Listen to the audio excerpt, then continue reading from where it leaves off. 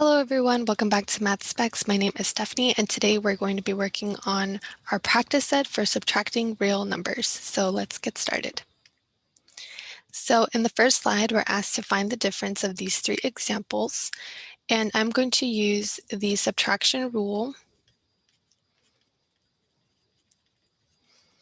also known as the keep add opposite, where we keep the first number the same, we add, and we add the opposite of the number that follows.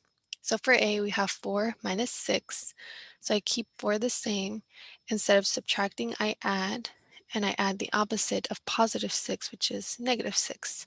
So now I can find this sum, 4 plus negative 6, is going to give me negative 2. For B, I have 0 minus negative 8. If I use my subtraction rule, I keep 0 the same.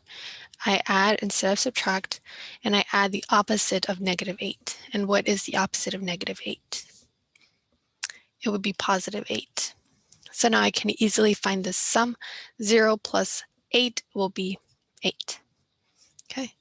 For C, we have negative 2 minus 4. And using my subtraction rule, I keep the negative 2 the same. I add instead of subtract, and I add the opposite of positive 4, which will be, what is the opposite of positive 4? Negative 4. So now I find the sum of negative 2 plus negative 4, which will give me negative 6. Okay, so let's go ahead and move on to the next slide. Here we're also asked to find the difference, and I'm just going to type this in really quickly. So keep add opposite to kind of guide us in what we're doing. So for A, we have 4 minus 8. So I'm going to keep 4 the same. Instead of subtracting, I'm going to add, and I'm going to add the opposite of positive 8. And the opposite of positive 8 will be negative 8. So now I can find the sum of 4 plus negative 8 will give me negative 4. For B, I have 6 minus negative 4. So I'm going to use the keep add opposite rule. So I'm going to keep 6 the same. I'm going to add instead, and I'm going to add the opposite of negative 4. And the opposite of negative 4 is going to be positive 4. So 6 plus 4 gives me 10. For C, I have 2 minus negative 9. So using my keep add opposite rule, I keep 2 the same. I add instead of subtract, and I add the opposite of negative 9, which will be positive 9. So 2 plus 9 is 11. So as you can see, this subtraction rule, or this keep add opposite, really helps us simplify our problems. I know a lot of students struggle with negative numbers, and also finding differences with negative numbers like this can be pretty scary to somebody that has never seen integers before. But by using this rule, we're able to make this into something that we can recognize and something that we can work with and something that is less scary. So it's definitely something to practice and keep in your back pocket because, you know, this is kind of the nitty-gritty of algebra, which is just kind of working with different scenarios and different numbers, and it's fun as well. So hopefully you're learning something and having fun as well. So for this slide, we're also asked to find the difference. So for A, we have negative 10 minus 5. So I'm going to keep negative 10 the same. I'm going to add instead of subtract, and I'm going to add the opposite of positive 5, which will be negative 5. So now I can find the sum of negative 10 plus negative 5 will give me negative 15. For B, I have something similar, but I now have a positive 10 minus a negative 5. So I'm going to keep 10 the same.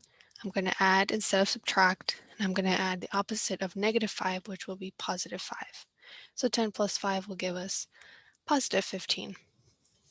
And for C, we have 3/4 minus a negative 9/4. So we're dealing with fractions now, but it should be pretty simple because our denominators are the same. So we're using the keep add opposite rule. So I'm going to keep 3/4 the same. I'm going to add instead of subtract, and I'm going to add the opposite of negative 9/4, which will be positive 9/4. And now since I have fractions, I have to check the denominators to see that they are the same before I proceed, and in fact, they are. So now I can just add, and this will give me 12/4. Or I can reduce this to 3. 12 divided by 4 is 3. Okay. If you have any questions, I would definitely encourage you to get comfortable with fractions, decimals. We're not always going to be working with nice and pretty whole numbers. We may encounter fractions as well, especially when we start talking about slope. So definitely fractions are our friends. Okay, so let's get comfortable with them. So let's continue. So here we have 6 minus negative 3. So I'm going to keep 6 the same. I'm going to add the opposite of negative 3, which will be positive 3. So 6 plus 3 will be 9. For b, I have negative 8 minus negative 7. So I'm going to keep negative 8 the same. I'm going to add instead of subtract, and I'm going to add the opposite of negative 7, which will be positive 7. So negative 8 plus 7 will give me negative 1.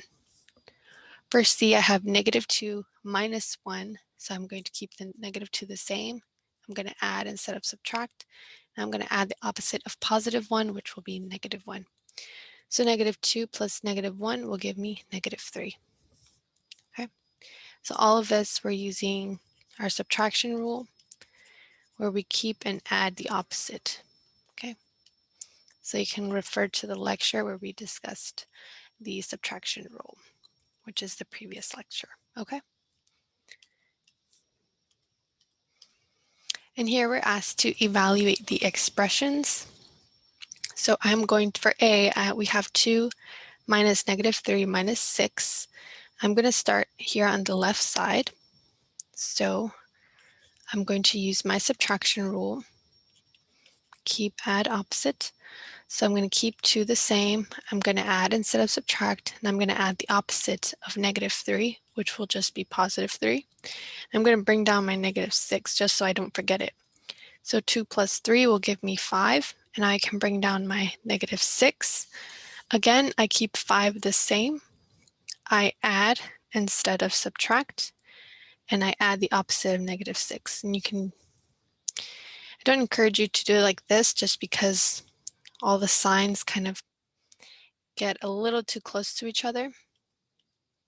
So it's always good to keep writing down. So I would keep 5 the same. I would add, and I would add the opposite of positive 6, which is negative 6. So 5 plus negative 6 would give me negative 1. Okay. So going on to B, I'm also going to start here on the left-hand side. So I'm going to use my keep, add, opposite rule. So I'm going to keep negative 3 the same. I'm going to add instead of subtract, and I will add the opposite of positive 2, which is negative 2. I'm going to bring everything down just so that I don't forget it. So negative 3 plus negative 2 will give me negative 5. And I bring down everything else, so minus negative 5. And again, I use my subtraction rule, so I keep 5 the same. I add instead of subtract, and I add the opposite of negative 5, which will just be positive 5. So negative 5 plus 5 is 0. Okay.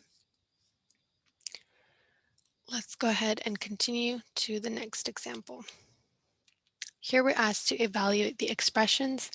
This would be a good opportunity for you to try on your own, and the answers will be in the description box. Okay.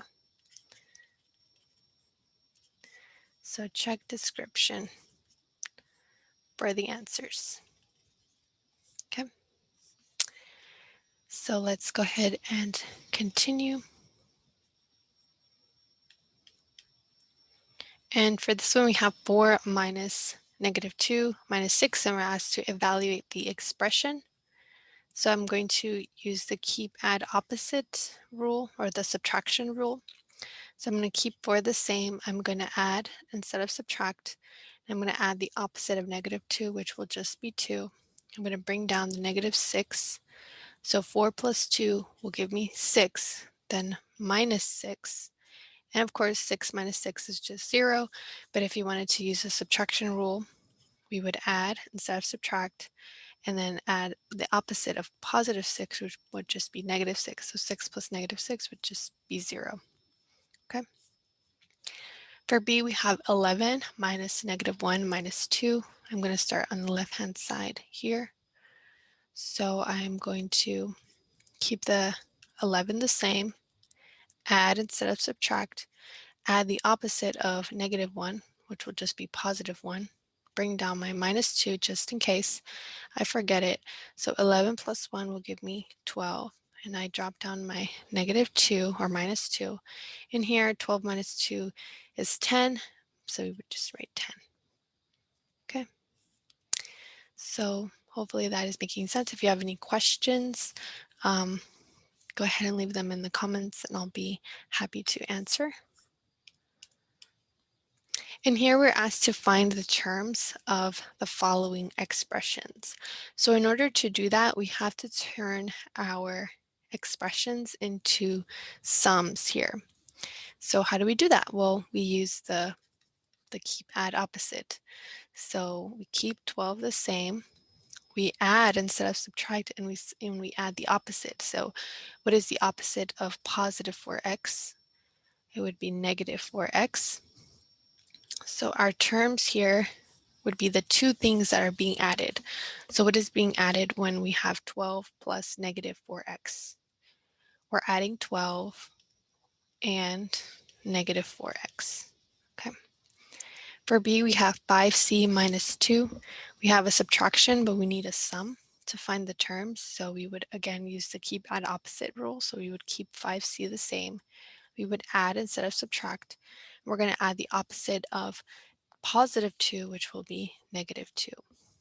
So here our terms are going to be 5c and negative 2, because those are the two parts that are being added. We're adding this and we're adding this. There's our addition sign. Okay. So for C, we have negative 13x minus 4. So I'm going to turn this into a sum. I'm going to keep the negative 13x the same. I'm going to add instead of subtract, and I'm going to add the opposite of positive 4, which will be negative 4. So here I have negative 13x plus negative 4, and our terms will be negative 13x and negative 4. Okay. Hopefully that is making sense. And like I mentioned in the previous lecture, this is an important definition and vocabulary word that we're going to use much later on, and that will actually help us better understand newer concepts. So definitely make a flashcard and practice this, okay?